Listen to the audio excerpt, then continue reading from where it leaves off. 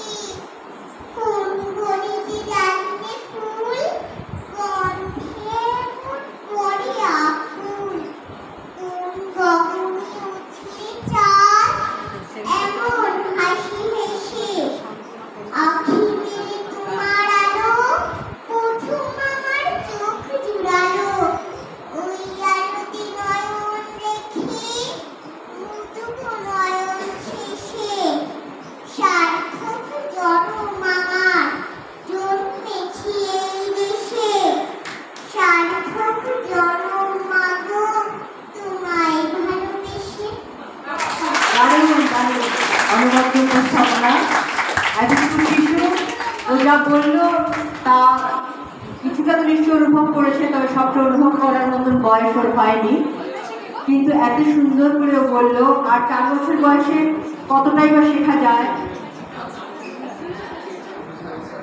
এতটুকু বয়সে কতটুকুই বা শেখা যায়, এদের উপরে ঈশ্বরের আশীর্বাদ রয়েছে।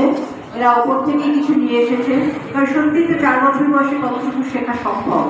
তবে এদের গার্জিয়ানদের কাছে একটা অনুরোধ করব, আমি এই জগতের সঙ্গে দীর্ঘদিন যুক্ত, তাই অনুরোধ করবো, একজন মা হিসাবেও বলবো, আমার ছেলেও একজন সঙ্গীত শিল্পী, সেটাই বলবো যে সংরক্ষণ করবে, খোনা যায় তালে যা মেম্বার, এদের সংরক্ষণ করবে, শিক্ষাটাকে সমৃদ্ধ করবে।